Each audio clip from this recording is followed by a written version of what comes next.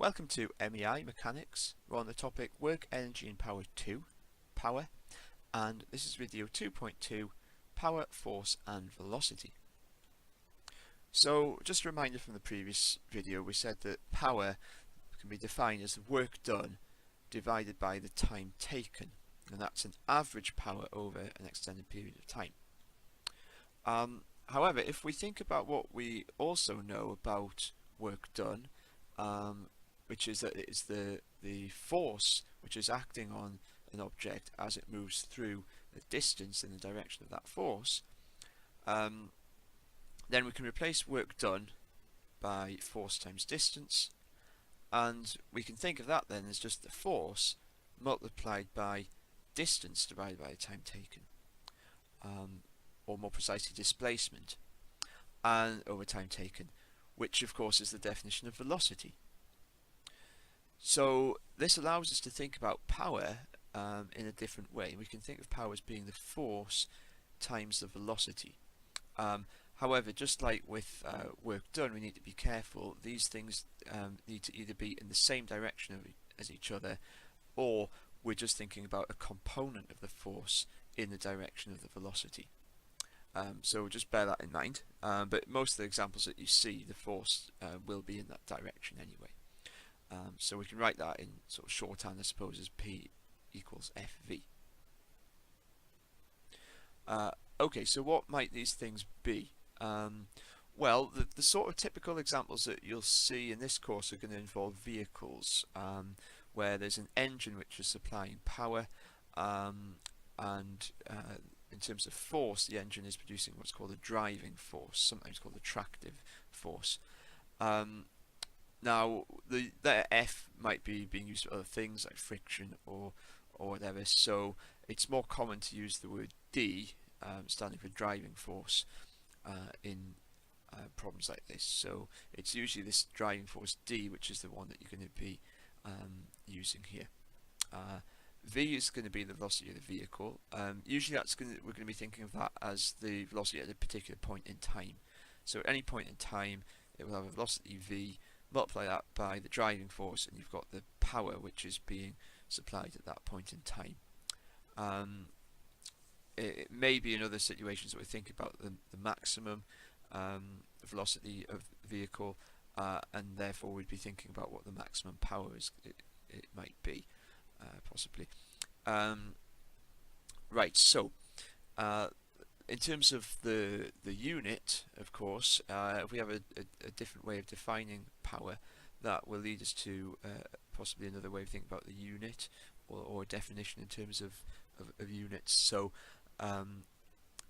another way of defining the watt is to say it's 1 watt. That 1 watt is the power produced by a force of 1 Newton acting on a body moving at 1 meter per second. And again, it's, thinking about it that way, certainly if in the context of vehicles moving and stuff like that, then that means that the watt is a very small unit. So let's do a basic example to start with.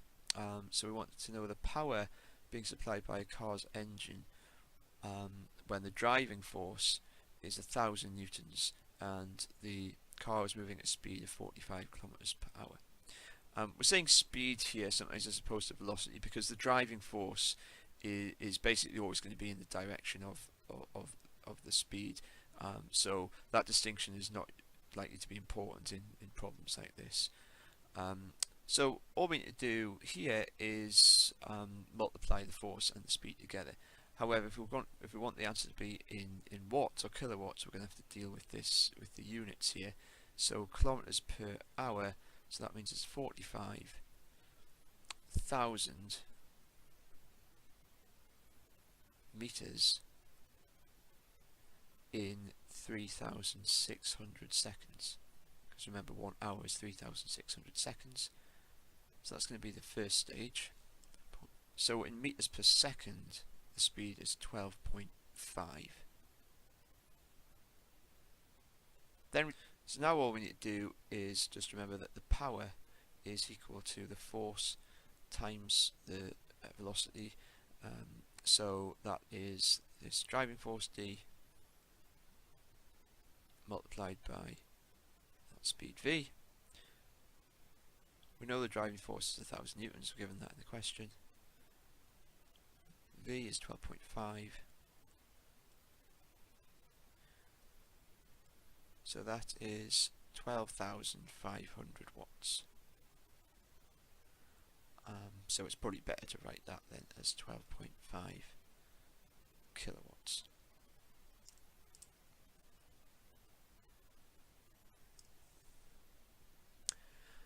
Right, here's another example then. This time we've got a car with a mass of 1.5 tons, which is 1,500 kilograms. The engine is working at full power, which is 20 kilowatts, and there is a constant resistance to the motion of 600 newtons. And we want to find the acceleration when it is moving at a speed of 10 meters per second. Right, so we're going to be using some various things from throughout the course now in this question. Let's start with the stuff that we're working on right now, which is power and driving force. So just like before, we can say that the power supplied by the engine is equal to the driving force times the speed. Okay. Now this is at an instant in time, right? So we're not talking about constant speed here, but that's fine. This works at any instant in time. So the speed at this particular point in time is 10 meters per second. We've got the power, which we're told is 20 kilowatts, so that's 20,000 watts. So that is the driving force multiplied by the speed, which is 10. So that tells us then that the driving force, if I divide by 10, is equal to 2,000 newtons. Alright, but that's not the only force acting on the vehicle. There's also a resistance opposing the motion of 600 newtons. So if we're going to work out the acceleration, we need to know the overall force on the vehicle. If it helps, you could draw a quick sketch. So we have a driving force D there, and this resistance of 600 newtons acting in the opposite direction. So the total force, which will be 2,000 from the driving force minus 600 from the resistance. That's the total force, and that is MA. So the mass is 1,500 times the acceleration, which is the thing that we're actually trying to find. So that means the acceleration is going to be, well, subtract that from that, you get 1,400 divided by 1,500.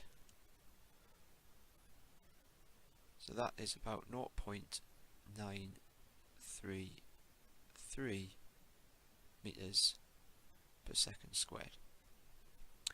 Now the next stage of this question is asking us something quite interesting. It's asking us to work out the maximum speed of the car.